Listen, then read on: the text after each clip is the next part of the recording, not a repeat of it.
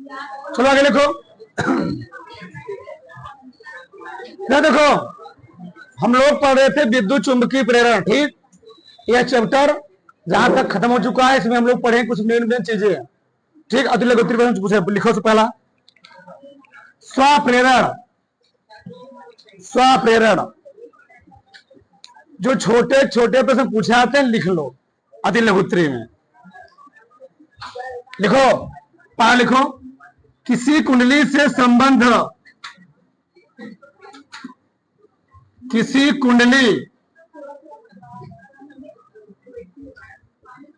कुंडली से संबद्ध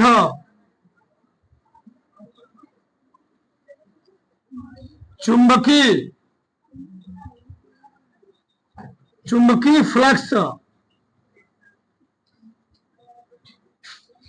के मान में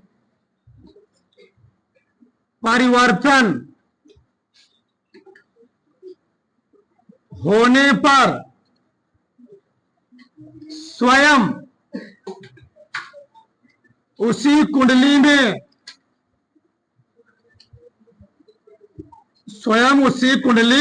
में विद्युत वाहक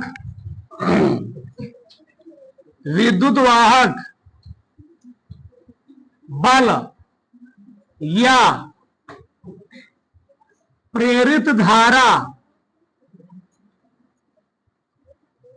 उत्पन्न होने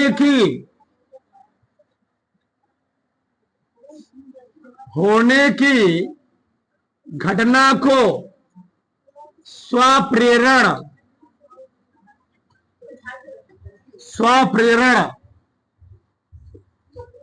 कहते हैं। सही है ना। तो किसी कुंडली से संबद्ध चुंबकीय फ्लक्स के मान में परिवर्तन होने पर स्वयं उसी कुंडली में विद्युत वाहक बल धारा प्रेरित धारा उत्पन्न होने घटना हम लोग कहते हैं क्या है, स्वप्रेरण। लिखवाया गया, एकदम विस्तार से पढ़ाया गया है। तब क्या होता है। दूसरा लिखो, दूसरा स्वप्रेरण गुणांक।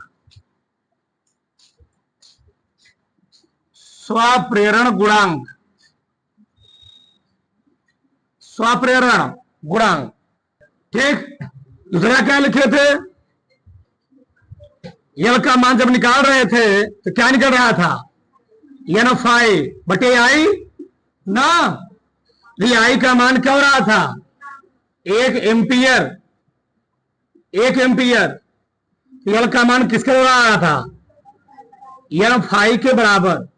ये तो पहला परिभाषा हुआ था स्वप्रेरण गुणांक के लिए। दूसरा भी लिखवाया था विद्युत वाहक बल पदों में, क्या लिखवाया था, क्या हुआ था, ई बराबर -L di/dt।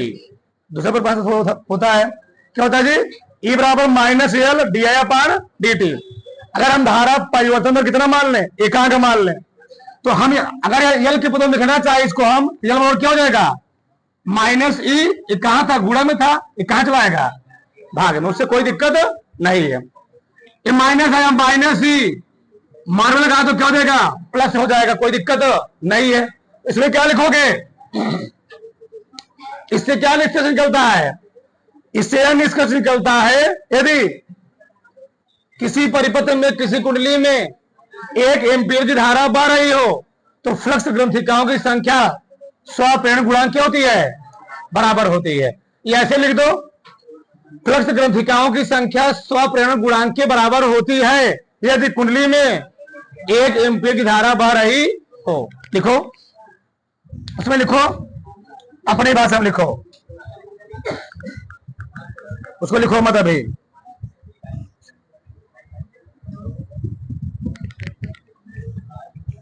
लिखो, किसी कुंडली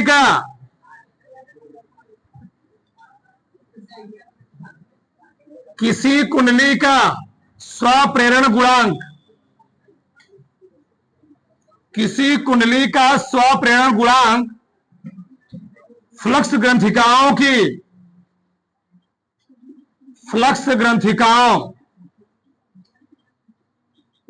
फ्लक्स ग्रंथिकाओं की, लिख लिया इसको, फ्लक्स ग्रंथिकाओं, इसको हम लोग कहते हैं फ्लक्स बद्धता। फ्लक्स बद्धता का यही तुमको मिल जाएगा, तो कंफ्यूज मत होना। फ्लक्स ग्रंथिकाओं, फ्लक्स बद्धता की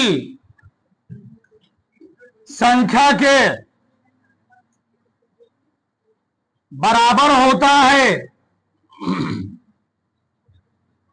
बराबर होता है यदि, यदि कुंडली में, यदि कुंडली में, यदि कुंडली में 1 एम्पियर, यदि कुंडली में 1 एम्पियर की धारा, की धारा प्रवाहित, प्रवाहित होती है, ये तो इसके अकॉर्डिंग हुआ। इसके अकॉर्डिंग क्या लिखोगे? किसी कुंडली का स्वप्रेरण गुणांक विद्युत वाहक बल के संख्यात्मक मान के बराबर होता है यदि धारा परिवर्तन में कितनी हो, एकांक लिखो। अथवा करके, अथवा किसी कुंडली का स्वप्रेरण गुणांक, सब लिखवाया गया है। किसी कुंडली का, किसी कुंडली का स्वप्रेरण गुणांक विद्युत वाहक बल के, विद्युत, क्यों बोल रहे हो जी? विद्युत वाहक बल के संख्यात्मक मान के, संख्यात्मक मान के बराबर होता है, बराबर होता है यदि, यदि कुंडली में धारा परिवर्तन की दर, धारा परिवर्तन की दर क्या हो, एकांक हो। यदि कुंडली में धारा परिवर्तन की दर एकांक होती है, दोनों हो गया। तो स्वप्रेरण और स्वप्रेरण गुणांक समझ में आया ना जी? किसी कोई दिक्कत? पहला क्या लिखा गया? किसी कुंडली का स्वप्रेरण गुणांक फ्लक्स ग्रंथिकाओं या फ्लक्स बद्धता की संख्या के बराबर होता है यदि कुंडली में कितनी, 1 एम्पीयर की धारा क्या होती हो, प्रवाहित होती है। दूसरा क्या लिखा गया? किसी कुंडली का स्वप्रेरण गुणांक विद्युत वाहक बल के संख्यात्मक मान के बराबर होता है यदि कुंडली में धारा परिवर्तन कितनी हो, एकांक हो। उतार लो फटाक से, ऊपर जो लिखा है उसको लिख लो नीचे। आगे लिखो, अन्योन्य प्रेरण, अन्योन्य प्रेरण, तो इसमें क्या लिखा गया था? अन्योन्य प्रेरण की जब बात आएगी कितनी कुंडलियां होंगी? 2 कुंडलियां। ठीक, उसमें लिखो, जब 2 कुंडलियों को, जब 2 कुंडलियों को, जब 2 कुंडलियों को पास पास रखकर किसी एक कुंडली में, किसी एक कुंडली में धारा के मान में, धारा के मान में परिवर्तन किया जाता है, परिवर्तन किया जाता है तो पास रखी, तो पास रखी दूसरी कुंडली में, दूसरी कुंडली में प्रेरण के कारण, प्रेरण के कारण विद्युत वाहक बल, विद्युत वाहक बल व प्रेरित धारा, व प्रेरित धारा उत्पन्न हो जाती है,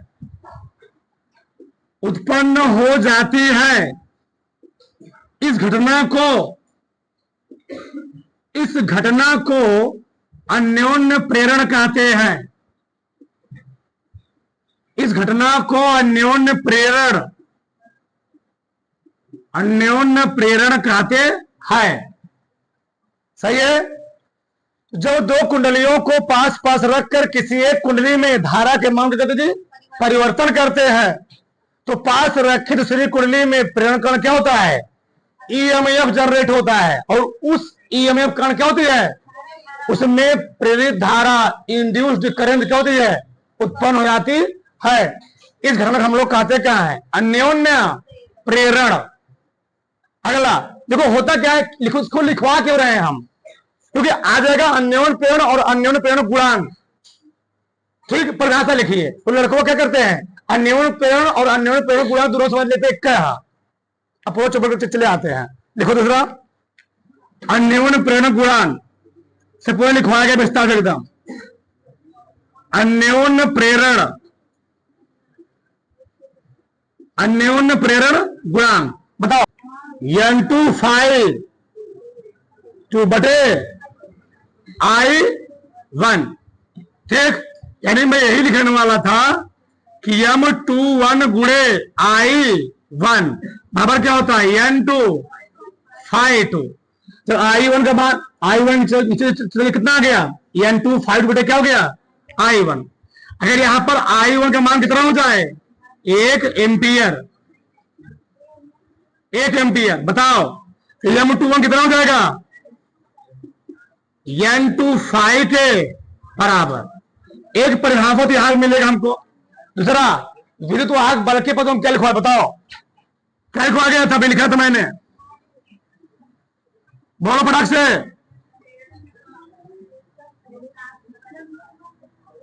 M21 क्या लिखवाया था? माइनस M21 DI1 बटे DT। M21 कितना हो जाएगा? माइनस E अपान, अभी जस्ट इसके पीछे मैंने स्वाप्रेरकत्व वहां लिखा है, सेम सेम वही होता है, बस वहां पर वहां यल था, यहां पर क्या हो जाएगा? यम। क्या हो जाएगा? यम। इसको हटाओगे, अगर यहां पर हम DI1 बटे DT को क्या मान लें? ठीक, धारा परिवर्तन दर कितनी हो जाए? धारा परिवर्तन की दर कितनी हो? एकांक। प्राथमिक कुंडली में ध्यान रहे चीज, प्राथमिक कुंडली में धारा परिवर्तन दर एकांक हो जाए, बताओ तो M21 किसके रूप में आ जाएगा? Minus E। ये हो जाएगा मॉड में E। सही है ना? बताओ, तो यहां से हमको दो परिभाषाएं मिलेंगी। दोनों परिभाषाओं लिखोगे, दोनों परिभाषाएं गलत नहीं है। पहला परिभाषा क्या लिखोगे? किसी कुंडली का अन्योन्य प्रेरण गुणांक, और ध्यान रहे अन्योन्य प्रेरण गुणांक को हम लोग कहते हैं अन्योन्य प्रेरकत्व। तो क्या कहते हैं? अन्योन्य। और स्व प्रेरण गुणांक हम लोग कहते क्या है? स्व प्रेरकत्व। तो किसी कुंडली का अन्योन्य प्रेरण गुणांक फ्लक्स ग्रंथिकाओं की द्वितीय कुंडली में, ऐसे नहीं, किसी कुंडली का अन्योन्य प्रेरण गुणांक द्वितीय कुंडली में फ्लक्स ग्रंथिकाओं की संख्या के बराबर होता है यदि प्राथमिक कुंडली में 1 एम्पीयर धारा क्यों रही हो? प्रवाहित हो रही हो। ऐसे लिखना है। इसमें क्या लिखोगे? किसी कुंडली का अन्योन्य प्रेरण गुणांक या स्व प्रेरण गुणांक विद्युत वाहक बल के संख्यात्मक मान के बराबर होता है यदि प्राथमिक कुंडली में धारा परिवर्तन कितनी हो? एकांक हो।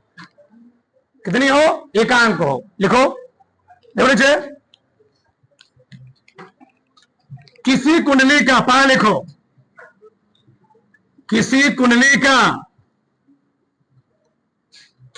कुंडली का अन्योन्य प्रेरण गुणांक किसी कुंडली का न्यून प्रेरण गुणांक, कौन सा लिखना, अन्योन्य प्रेरकत्व, अन्योन्य प्रेरकत्व द्वितीय कुंडली में, द्वितीय कुंडली में, द्वितीय कुंडली में फ्लक्स ग्रंथिकाओं की,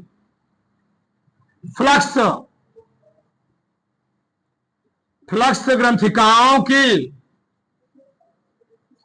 फ्लक्स ग्रंथिकाओं की संख्या के क्या होता है, बराबर होता है यदि प्राथमिक कुंडली में, यदि प्राथमिक कुंडली में, प्राथमिक कुंडली में चाहे लिख लो 1 एम्पीयर धारा बह रही हो, चाहे क्या लिख लो, एकांक धारा प्रवाहित होती है, जो तुम्हारा मन का है। यदि प्राथमिक कुंडली में 1 एम्पीयर की, 1 एम्पीयर की धारा प्रवाहित होती है, अथवा दूसरा क्या लिखोगे, किसी कुंडली का न्यून प्रेरण गुणांक, किसी कुंडली का अन्योन्य, किसी कुंडली का अन्योन्य प्रेरण गुणांक, अन्योन्य प्रेरण गुणांक विद्युत वाहक बल के, ठीक, अन्योन्य प्रेरण गुणांक विद्युत वाहक बल के, विद्युत वाहक बल के संख्यात्मक मान के बराबर होता है, बराबर होता है यदि प्राथमिक कुंडली में, यदि प्राथमिक कुंडली में धारा परिवर्तन की दर, यदि प्राथमिक कुंडली में धारा परिवर्तन की दर क्या हो, एकांक हो, एकांक होता है, बस दोनों हो गया। अगर लिखो विद्युत चुंबकीय प्रेरण, विद्युत चुंबकीय प्रेरण, इलेक्ट्रोमैग्नेटिक इंडक्शन, विद्युत चुंबकीय प्रेरण, बताओ इसकी भाषा क्या लिखोगे, जब किसी कुंडली और कौन, जब किसी कुंडली और चुंबक के बीच क्या होती है, आपेक्षिक गति होती है, तो क्या होती है, कुंडली में प्रेरण करण क्या होती है, विद्युत वाहक बल प्रवाहता है। यदि कुंडली बंद हो तो उसमें क्या बहने लगती है, प्रेरित धारा। इस घटना को हम लोग कहते क्या है, विद्युत चुंबकीय प्रेरण। लिखो, चलो लिखो, जब किसी कुंडली तथा चुंबक के बीच, जब किसी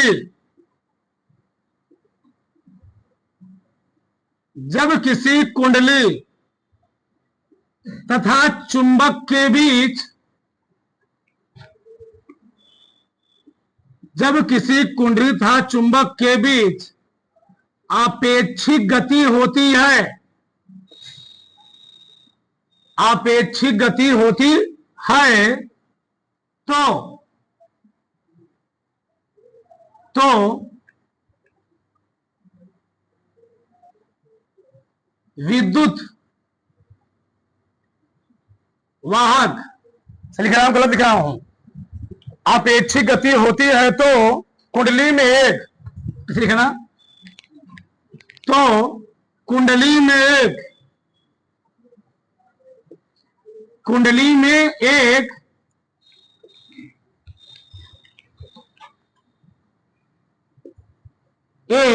बल उत्पन्न होता है,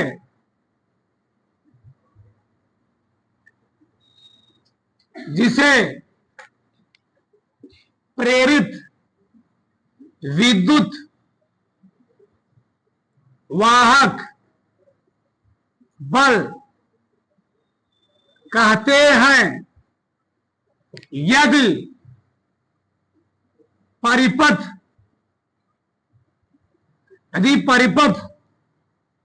बंद हो तो, यानी कुंडली बंद हो तो, वही बात है, बंद हो तो उसमें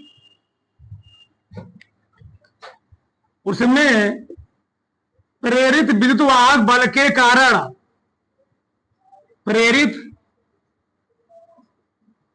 विद्युत वाहक बल के कारण धारा बहने लगती है, जिसे प्रेरित धारा कहते हैं, जिसे प्रेरित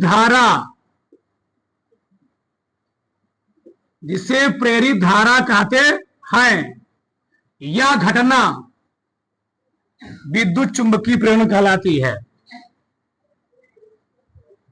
सब पीछे लिखवा के पढ़ाया गया है। यह घटना विद्युत चुंबकीय प्रेरण, यह घटना विद्युत चुंबकीय प्रेरण कहलाती है। इसका मतलब समझ जी क्या कह रहा है, क्या कहना चाहते बताओ। जब किसी कुंडली तथा चुंबक के बीच, चाहे कुंडली गति करे चाहे कौन गति करे, चुंबक गति करे, ठीक, चाहे कुंडली गति करे चाहे चुंबक, वैसे हम लोग मानते क्या है, कौन गति कर रहा है, कुंडली स्थिर होता है, कौन गति कर रहा है वहां पर, चुंबक। लेकिन दोनों वक्त ऐसी बात नहीं है।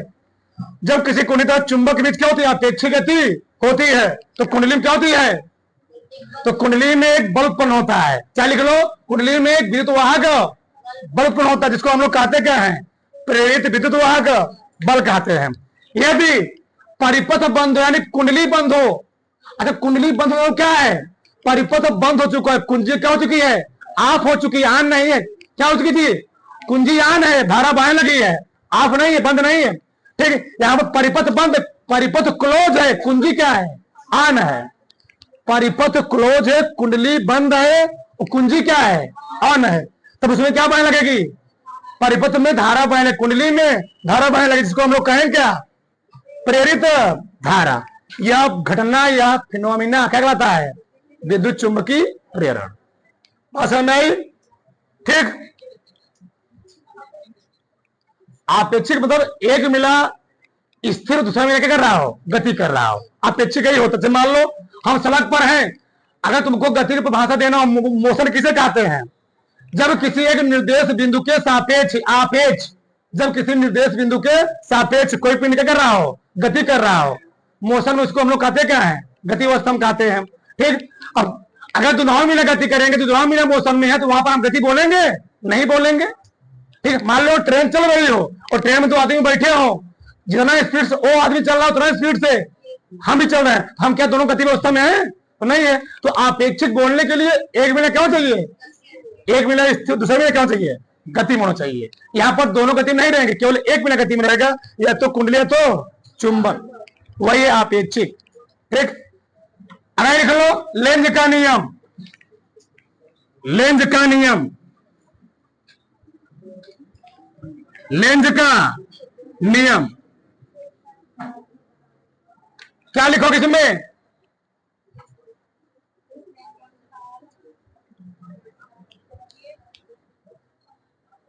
लेंज का नियम क्या होता है, इस नियम के अनुसार दो नियम को लिखा देना। लेंज के नियम द्वारा हम लोग क्या निकालते हैं जी, विद्युत वाहक बल का मान ज्ञात करते हैं। लिखो, दो लिख लो। इस नियम के अनुसार, इस नियम के अनुसार इस नियम के अनुसार किसी कुंडली से बद्ध क्या किसी कुंडली से बद्ध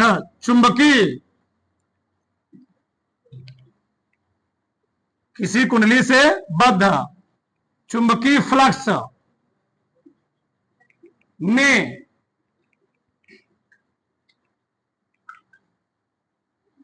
किसी कुंडली से बद्ध चुंबकीय फ्लक्स में परिवर्तन की ऋणात्मक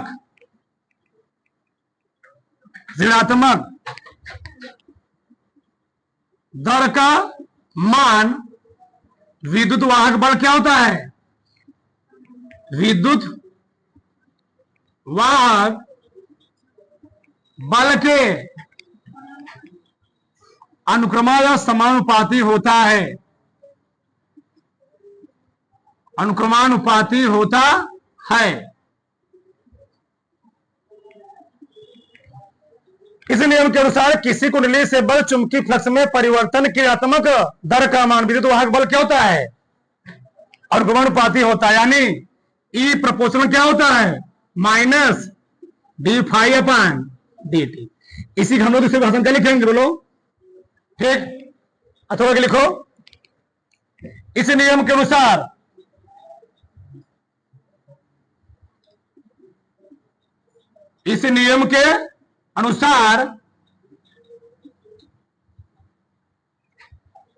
इसमें लिखो, अपने भाषा में लिखो।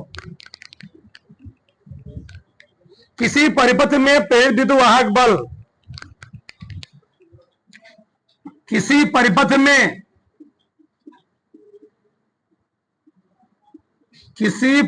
में प्रेरित विद्युत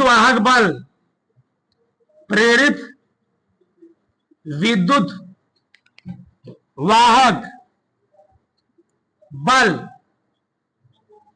या प्रेरित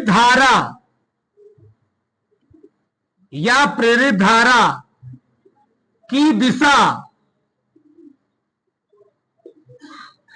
सदैव ऐसी होती है कि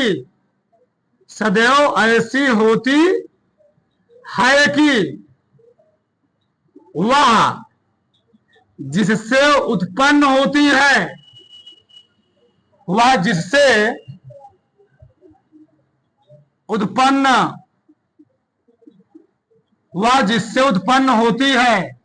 उसी क्या करती थी?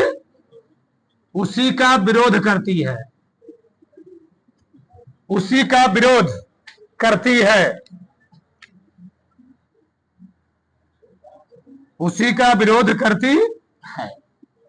तो दोनों लिख सकते हो, कोई दिक्कत नहीं है। ठीक। और जो लेंज का नियम होता है क्या रहता है? प्रेरित धारा की दिशा में बह रही है। धारा की दिशा को ज्ञात करने के लिए हम लोग किसका यूज करते हैं? लेंज का नियम। ठीक। तो इस नियम के अनुसार क्या होता है? किसी परिपथ में प्रेरित विद्युत वाहक बल या प्रेरित धारा की दिशा सदैव ऐसी होती है, वह उसी का विरोध करती है जिससे वह क्या होती है?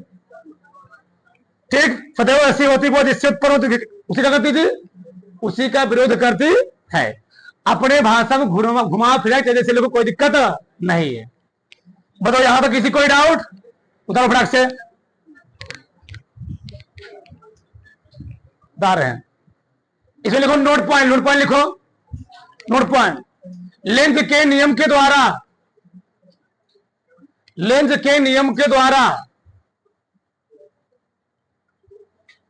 धारा की दिशा ज्ञात किया जाता है।